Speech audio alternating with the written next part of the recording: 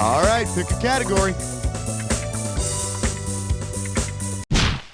Question 1 is taped before a live studio audience. Well, what do we have here? Oh, I see you are empty. $2,000 for correct answer. Flex those fingers, here it comes. Considering the infamous Dateline NBC scandal, what would have been the most appropriate title for the show that night? Dateline IRS, Dateline TNT, Dateline PCP, or Dateline WWF? To dramatize a story about dangerous fuel tanks on certain GM trucks, producers of Dateline NBC rigged an explosion to simulate a fiery crash. The show wasn't canceled, but if it had been, I'm sure the producers could have found work with Dateline IRA. Time to pick a category.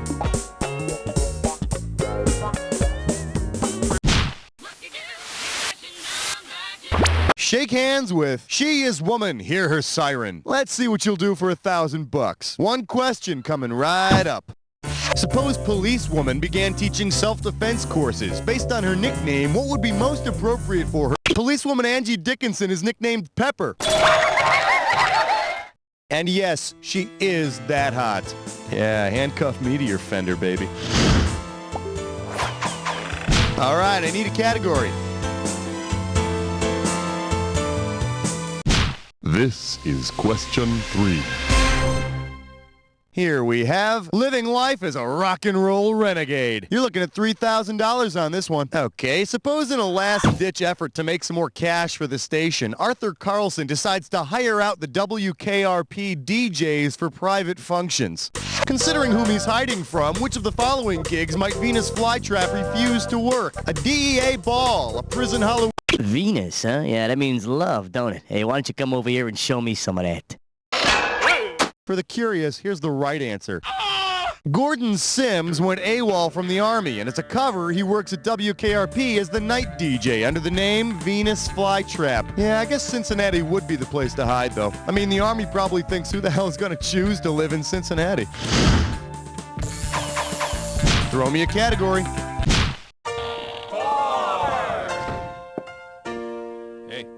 May I introduce, you can't say that on television. I got $2,000, says you don't know this one. Hey, you remember those famous naughty words that the FCC wouldn't allow you to say on television? Well, suppose you're watching a very special episode of your favorite show, and it's all about profanity. Because they are equal in number, which TV show group could simultaneously have each of its members say a different one of all the FCC's famous dirty words? The Brady Kids, the Bradford Kids, the Gilligan's Island Castaways, or the Bad News Bears? Oh, blech, oh, my God. Here, you taste it. What the f*** is the matter with you? You got 7 dirty words and 7 castaways on Gilligan's Island. So that means you got mother Gilligan, the mother skipper too, the mother millionaire and his wife. You got a movie star and all the rest. Did I miss anything? Give me a category. Well, look what you just happened upon, my little friend. You got yourself a dis or dat. This dis or dat's category name is Welcome Back, Sister. Now, I'm going to read off the names of 7 TV characters, and for each one you see, I want you to tell me if they're a character from the show Sisters or a sweat hog from the show Welcome Back, Kotter. As each one appears, if it's the name of a character from Sisters, press 1. If it's a sweat hog, I see you got this thing down. I'm just going to put your 30 seconds on the clock, all right? It's showtime. Georgie, sister or sweat hog? Vinny. Alex. Arnold. Teddy. Freddie. Last one, Frankie. That's all she wrote. Only one wrong. Pretty damn good, cowboy. Let's put that into your total. Hey, you're looking better already. Category, please.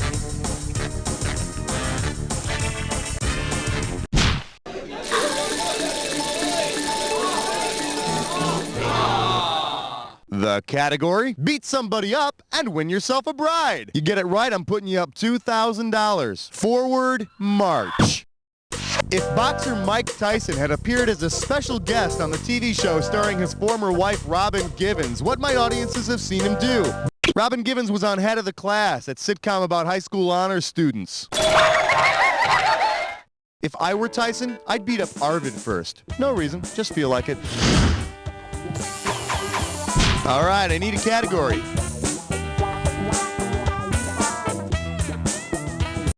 Hi. Ordered. Don't shoot. Got him ordered. Tonight, savory. I love you, question 7. This one's called Variety Shows Are the Spice of Life. $1,000 if you get it. Let's see how you handle this one. Given what took place during the 3rd season of the Sonny and Cher Comedy Hour, what song would have been the best choice for the show's finale during that season? No, Cher did not have any kids during this time, unless you're talking about Sonny. Why didn't you pick this one? By the last season of the Sonny and Cher Comedy Hour, Sonny and Cher went through a DIVORCE, which was the reason it was CANCELLED. Time to pick a category.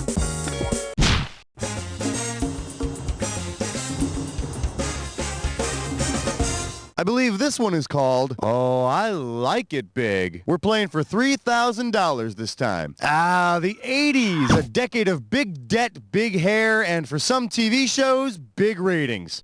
If the highest rated individual program of the 80s were edited and rebroadcast with the stars all sporting big 80s hair, what might you see? J.R. Ewing with big hair being shot, A-bombs with big hair in the day after, Hawkeye Pierce with big hair leaving Korea, or The radiation! Burning! And I got hair in my mouth. here's the one you didn't pick. With over 50 million people and over 60% of all TV sets tuned in, the final episode of MASH was rated the highest of the 80s. But I don't think that big hair thing would work with Hawkeye. He was all about compassion, so he'd never tease anyone, let alone his own hair. All right, pick a category.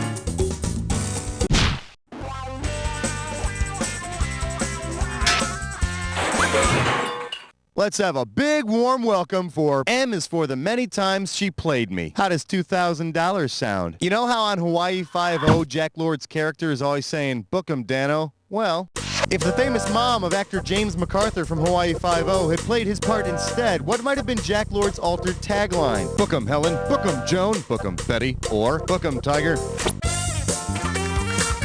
What a dump. Okay, now here's a good answer.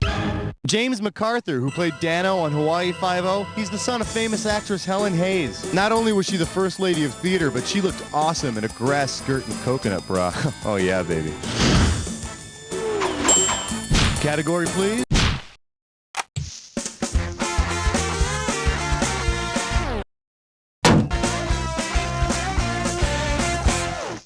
We're calling this one Across the Tracks from the Brady's. Get this one right, you get $1,000. Now, unless of course you've been living under a rock, you know the theme song to the Brady Bunch. But imagine if the tune went something like this. Here's the story of a man named Blank who was friends with a junk dealer named Fred. I'm talking about Grady Wilson from Sanford & Son. You know, if you think about it, Sanford & Son and the Brady Bunch are like two sides of the same coin because they, well, okay, they're not. Hey, you're halfway there. Let's see what happens in round 2. Don't forget, everything in round 2 is worth double, so heads up. Give me a category.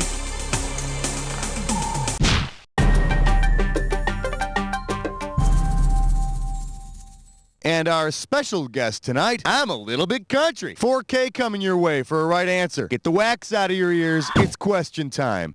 Hey, congratulations! You've landed a chorus audition for the Donnie and Marie Show. Given the main attraction of the chorus, what should you bring to the audition? A ventriloquist dummy, ice skate. On the Donnie and Marie Show, the ice skating chorus is called the Ice Angels, formerly known as the Ice Vanities. And along with your ice skates and pink tutu, you might want to bring along a sign that says, "Beat the snot out of me." Throw me a category.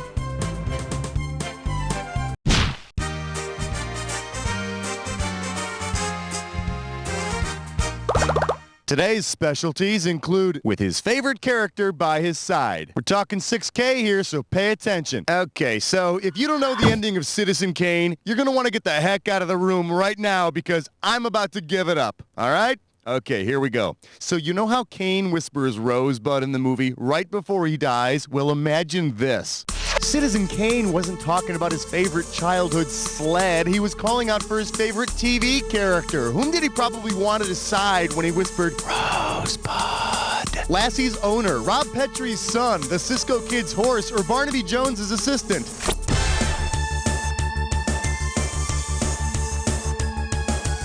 The Cisco Kid's horse is Diablo. That's who Kane sold his soul to, see? The correct answer is...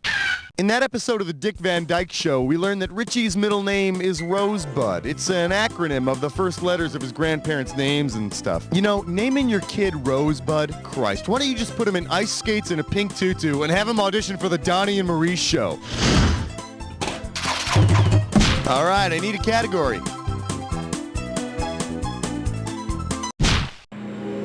13! This category is known as It's Time to Put On Makeup. How does $4,000 grab you? Okay, so you remember those two old guys on The Muppet Show who sit up in the balcony, right? Well, if the two old guys who sit in the balcony throw a big bash for the Muppets at one of the Manhattan hotels for which they're named, what might you see? The old guys in the balcony are named Waldorf and Statler, so you're going to see Miss Piggy chowing at the Waldorf.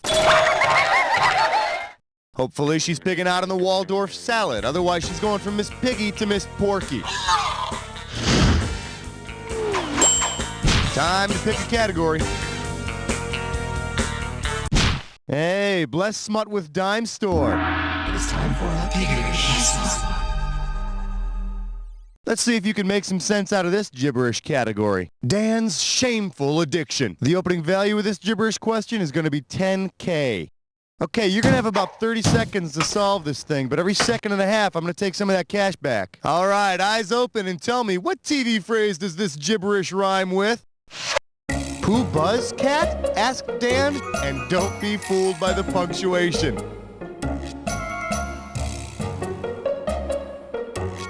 First clue, it's a question. How do they get those whites so white? It's a question heard on the Lone Ranger.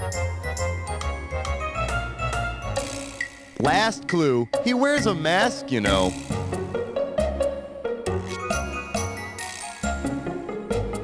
Well, I guess we'll never know. Who Buzzcat? Asked Dan. You know, I've always wondered why he wears that mask. I'm betting on unsightly plastic surgery scars. All right, pick a category.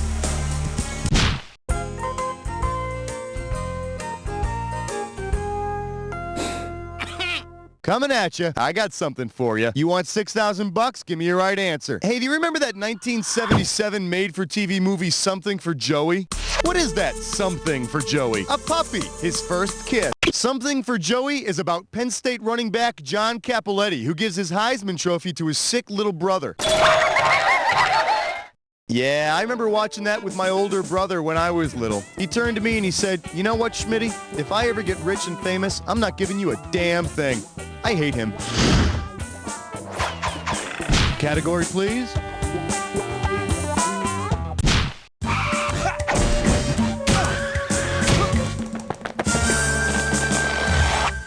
Open wide and get ready for the acting first lady. You get this one, you pocket $2,000. See if you can wrap your skull around this. Say Nancy Reagan is so disgusted by her guest appearance on an 80s sitcom that she decides to change her Just Say No slogan. Based on the show, what might be your new slogan? Just say no to Arnold. Just say no to Joey. Just say no to Flo. Or Nanu Nano.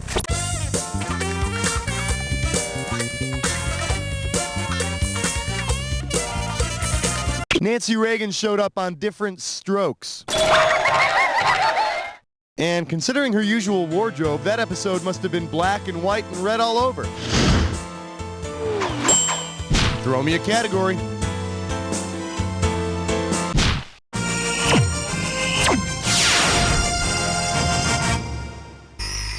For your enjoyment, when childhood friends cozy up to the man. 4,000 big ones for a right answer here. Uh-oh, looks like we got another corporate sellout.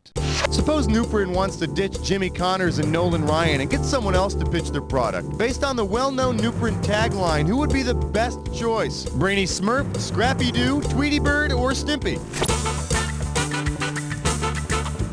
That Newprin tagline is little, yellow, different, just like Tweety. Hey, somebody get my agent on the phone. I thought I saw a 7-figure contract. Give me a category.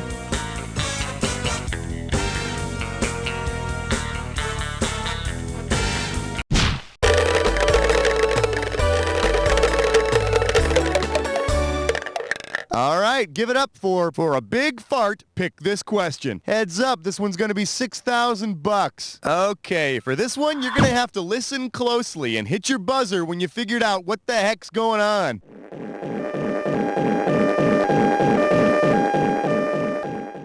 What is going on here? The Pink Panther is being chased. Hunter is solving his final case. Mr. Bean is on vacation, or the Monty Python foot has escaped.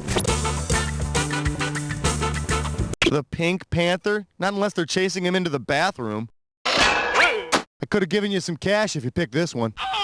That animated opening sequence of Monty Python's Flying Circus shows a big giant foot come crushing down, accompanied by a fart noise. And just to be sure you get your money's worth, here it is again.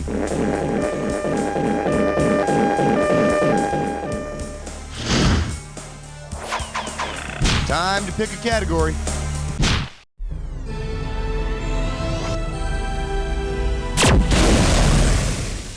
For your viewing pleasure, Big Blue. I'll give you 4,000 clams for this bad boy. Hey kids, it's Howdy Doody time. If you were to play marbles with the Big Blue marble, with what would you be playing? Big Blue Marble. It's a kids show about other parts of the world. They call it that because from space, the Earth looks like a big blue marble. That's right. You know what sucks though? When God knocks it out of the circle, you get earthquakes and an ice age. What's that? All right, I need a category.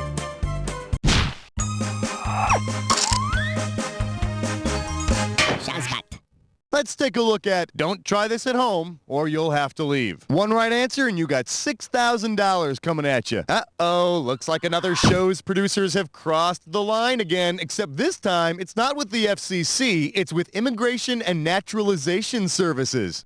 Since it has a premise which could get someone kicked out of the country, which series would most likely receive INS scrutiny? I Married Joan, I Married Dora, I Had 3 Wives, or Married with Children? I got confused. Here's the one the winners pick. I Married Dora. It's this 1980s show about a single father who illegally marries his Latin American housekeeper to save her from deportation. Gee, what a courageous act. A guy marries a woman to get free laundry. The premise men behaving badly could only dream about. All right, pick a category.